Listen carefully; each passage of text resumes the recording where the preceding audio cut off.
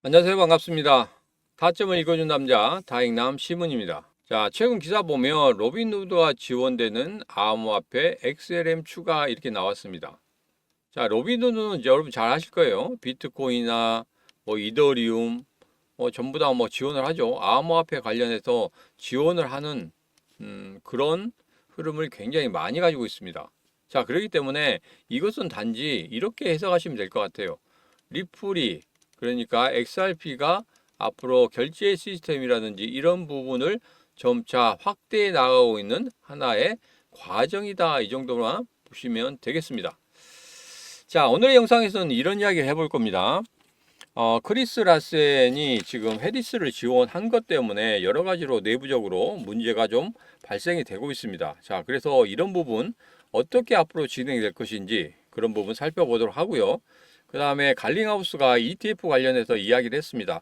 자, 그래서 ETF 과연 언제 정도 이루어질 수 있을지 그런 부분 이야기해 보도록 하죠.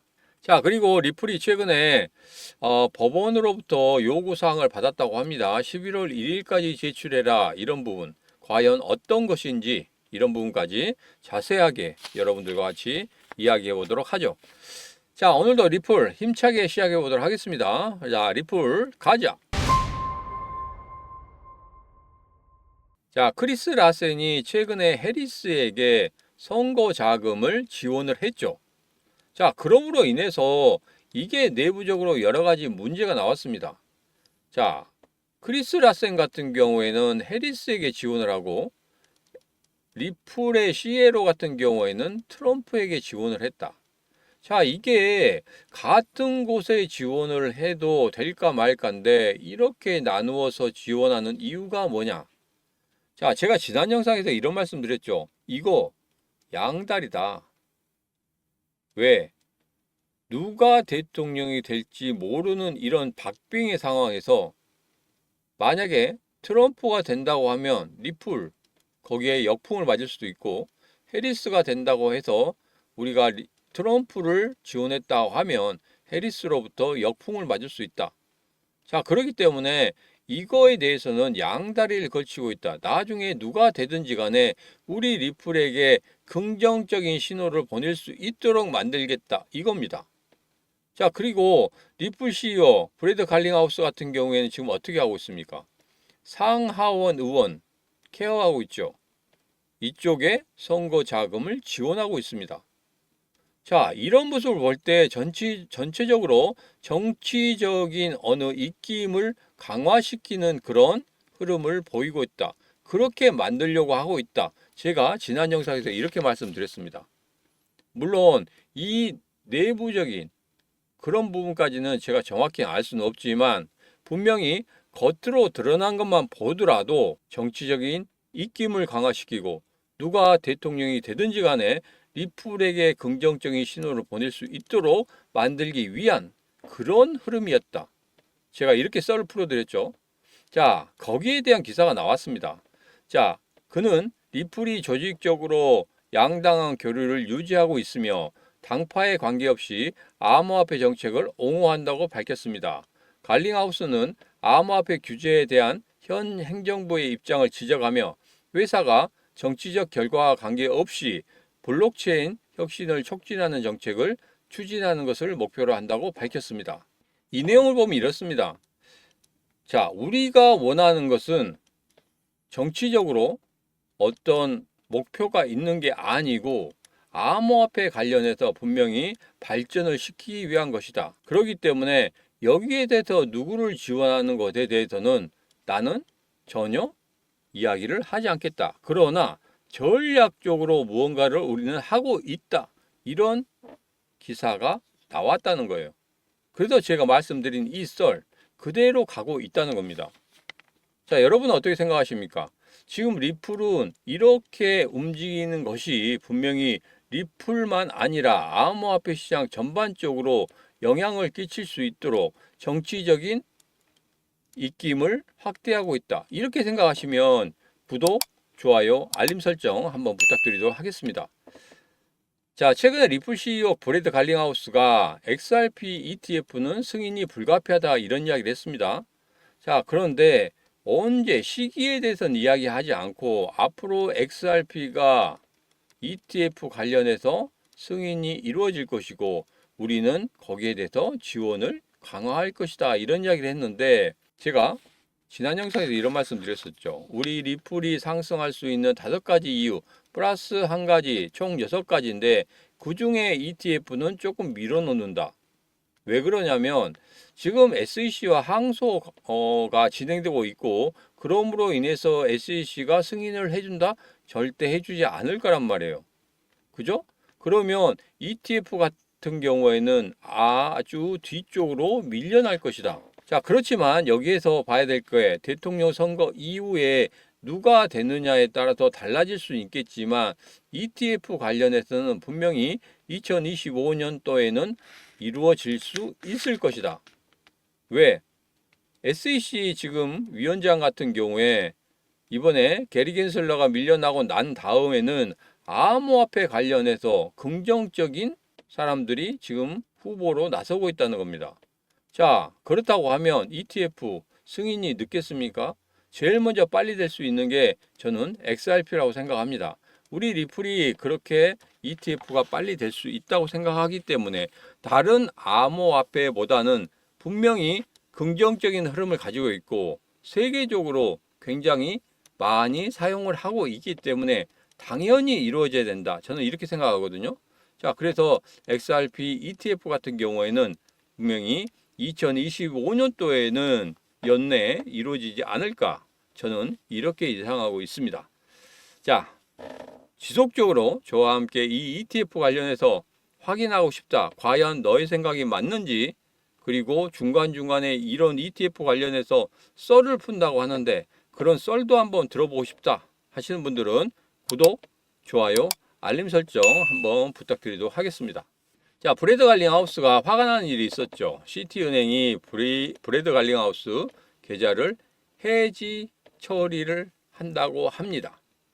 자, 시티은행과 거의 한 25년 동안 뭐 서로 거래를 했다고 합니다. 거래를 했는데 이게 시티은행이 독자적으로 한 건 아니에요. 왜? SEC가 압박을 했죠. 암호화폐 관련해서 좀 주요한 인물들 같은 경우에는 은행 거래에 대해서 이런 부분은 좀 신중해야 된다. 그래서 이런 부분이 이루어지지 않는다고 하면은 분명히 제재가 들어갈 것이다. 이렇게 이야기를 했다고 합니다. 자, 그래서 시티은행 같은 경우에도 브래드 갈링하우스 암호화폐 관련해서는 굉장히 주요한 인물이기 때문에 우리 시티은행이 역으로 당할 수가 있겠다. 그래서 5일 이내에 계좌 해제 처리를 해달라 이렇게 통보를 했다고 합니다. 정말 이런 부분 좀 아쉽죠.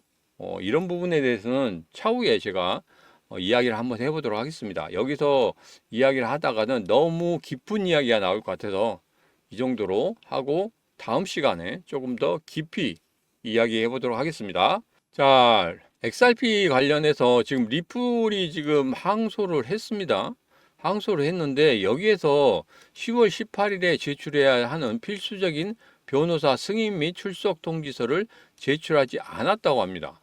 자, 리플이 이것을 제출하지 않음으로 인해서 여기에서 이 절차를 바로잡기 위해서 14일 동안 연장을 받았는데 이 필요한 서류 11월 1일까지 제출해야 됩니다. 자, 이 부분은 그냥 절차적인 부분이기 때문에 그리고 누락이 된 부분이기 때문에 이 부분은 그냥 뭐 쉽게 처리될 거라고 생각합니다. 자, 그래서 여기서 리플의 최고 법률 책임자가 회사가 신속하게 대응할 계획이라고 밝혔습니다. 이렇게 이야기하고 있습니다. 그래서 이런 부분은 뭐 커다란 리스크도 아니고 그리고 이 부분에 너무 민감하게 대응하면서 가격적으로 하락하는 그런 모습을 보였습니다. 자, 이런 부분 같은 경우에는 여러분이 너무 민감하게 대응할 필요 없다. 왜? 아주 절차적인 문제이기 때문에 이것은 언제나 보완이 가능합니다. 그리고 시간이 뭐 하루 이틀 만에 해라 이것도 아니고 14일이라는 시간을 줬고 그 최후의 날이 11월 1일이기 때문에 아직까지는 시간적으로 여유가 있다. 그래서 이 부분은 그냥 보완이 될 것이다. 이 정도로만 생각하시면 되겠습니다. 너무 민감하게 야 이런 부분 때문에 더 안 좋아질 수 있지 않나 하면서 매도의 흐름이 상당히 좀 많이 나왔어요. 그래서 최근에 보면 이렇게 아랫꼬리를 다는 그런 모습이 나왔는데, 이 아랫꼬리 정말 이거 조심해야 됩니다. 왜냐하면 매도가 매도를 부르면서 하락을 급격하게 했는데 밑에서 누군가 받치면서 매수를 했다는 거거든요. 자, 제가 예전에 말씀드렸죠. 고래들이 계속적으로 리플 매수를 하고 있다. 그렇기 때문에 지금 현재는 우리도 똑같이 거래와 똑같이 물량을 늘려가야 된다. 이런 말씀 드렸잖아요. 지금 그것이 이루어지고 있습니다. 이 부분 여러분 생각하시고 계속적으로 리플은 중장기적으로 가야 되기 때문에 계속적으로 물량 늘리시라. 지난 영상에서 말씀드렸죠. 왜 물량을 늘려야 되는지. 그 부분 조금 이따 다시 한번 여러분들과 이야기해 보도록 하겠습니다. 자, 최근 브릭스 지금 회의가 진행되고 있죠. 회의가 진행되고 있는데 이 부분 같은 경우는 이렇습니다. 여기서 보면은 중요한 부분이 있어요. 여기서 러시아 쪽에서 암호화폐 관련해서 우리 지금부터 해야 된다. 왜? 달러에 대응하기 위한 이런 액션을 취했는데 여기서 아무것도 이루어지지 않고 끝난다고 하면 정말 문제가 있다. 자, 그래서 비트코인부터 시작해서 암호화폐 관련해서 이야기를 했습니다.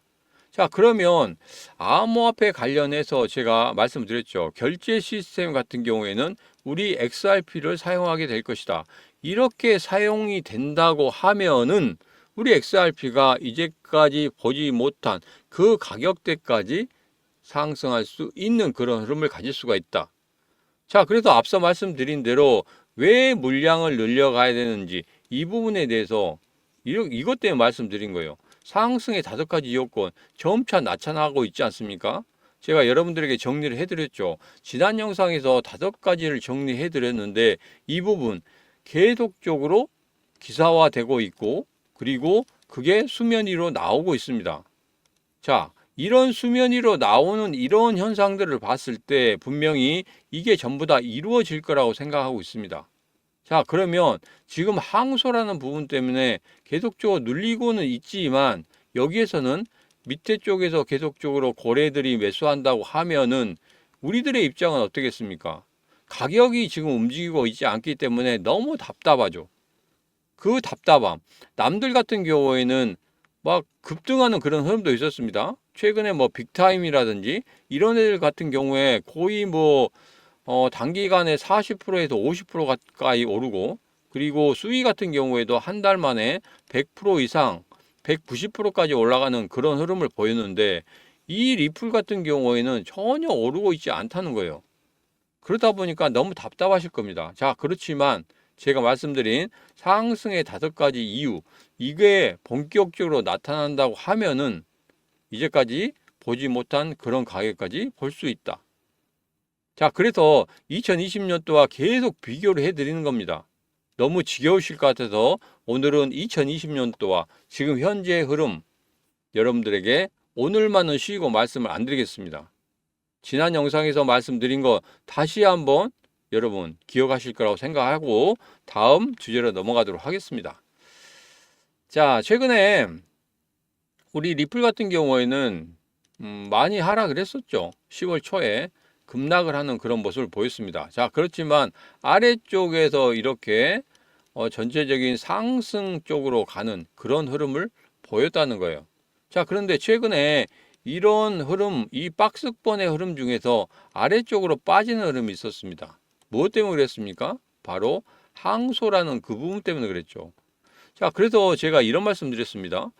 여기에서 수급에 의해서, 그러니까 매수와 매도의 그 수급에 의해서 이게 일시적으로 깨지는 그런 흐름이 보였다고 하면은 이거 같은 경우에는 추가 하락 다음에 그리고 지지를 받고 이렇게 올라가는 흐름을 예상할 수는 있겠지만 이게 수급이 아니라 일시적인 대외적인 상황에 따라서 하락을 한 겁니다.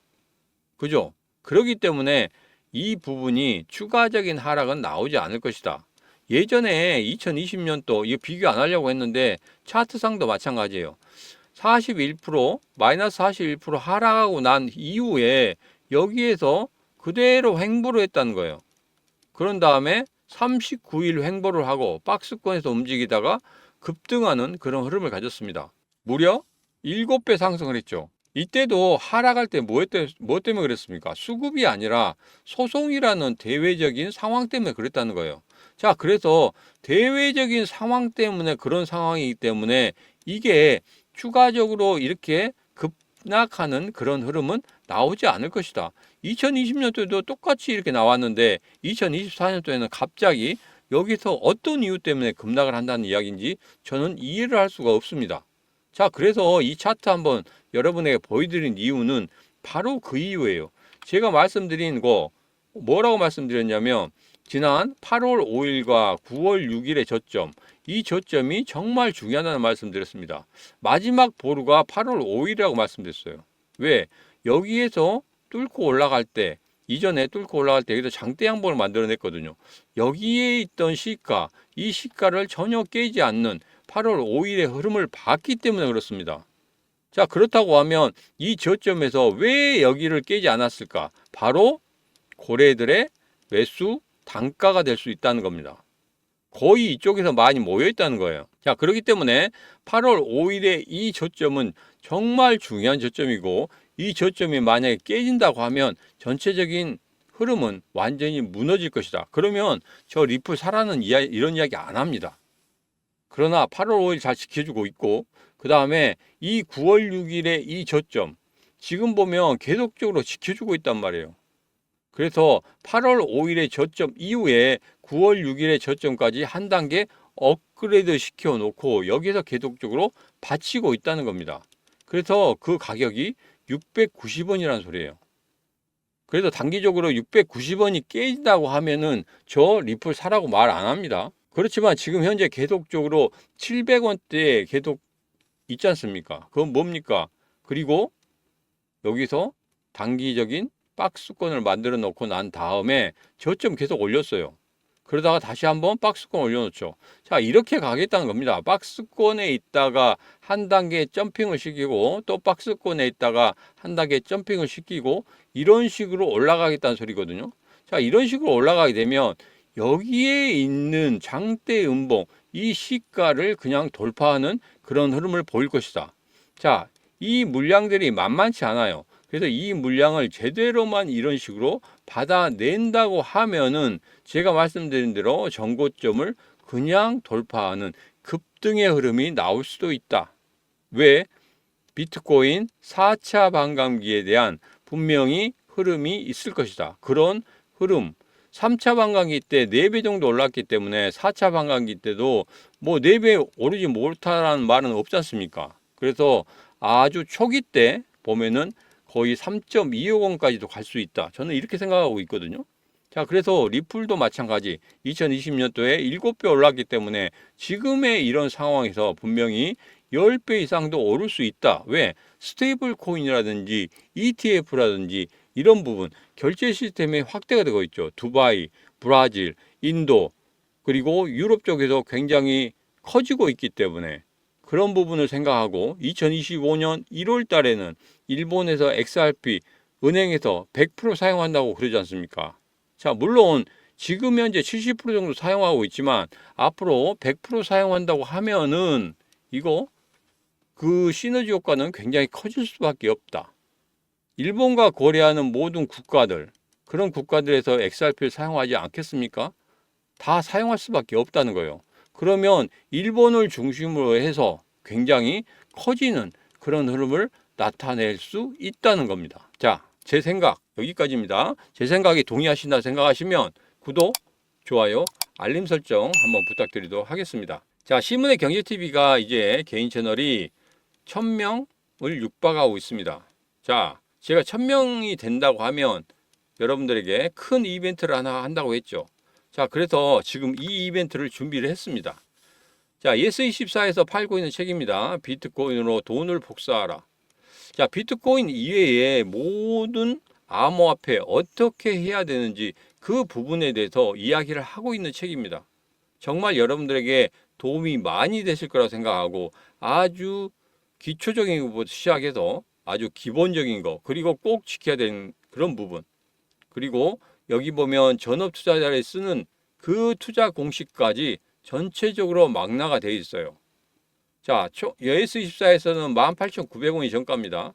이것을 여러분들에게 드리고자 하는데, 제가 1000명이 되면은 큰 이벤트를 한다고 했는데 이거 뭐 10권, 100권 이거 준비해서 여러분들에게 드리는 거 아닙니다. 총 1000권을 준비했습니다. 그래서 제 채널 구독하시는 분들 모든 분들에게 전부 다 한 권씩 드리도록 하겠습니다. 지금 바로 여러분 신청하시면 됩니다. 자, 신문의 경제TV 구독자 1000명 돌파 기념입니다. 자, 영상 아래쪽에 보면 이렇게 이벤트 신청 부분이 있습니다. 조금 확대해 보면 이렇습니다. 자, 책 이벤트 신청 여기 링크 보이시죠? 이 링크는 휴대폰으로 지금 보고 계신 분들, 문자로 보내시기가 상당히 힘드신 분들 이것을 클릭하시면 문자 보낼 수 있는 창이 나옵니다. 거기에 그냥 보내기, 전송 그 부분만 딸깍하고 누르시면 그냥 신청이 되는 거고요. 그렇게 신청하기 나 좀 그렇다. 이 링크 믿을 수 있나? 이렇게 생각하시는 분들 여기에 나오는 번호, 이 번호로 문자 체크하고 주시면 되겠습니다. 이 번호로 여러분 문자 체크하고 주시게 되면 제가 여러분들에게 바로 확인 전화 드리고 그리고 발송을 해드리도록 하겠습니다. 자, 오늘의 영상은 여기까지입니다. 오늘의 영상 마음에 드셨다 생각하시면 구독, 좋아요, 알림 설정 부탁드리도록 하겠습니다. 자, 오늘도 언제나 당신 편 타점을 읽어준 남자 타익남 시문이었습니다.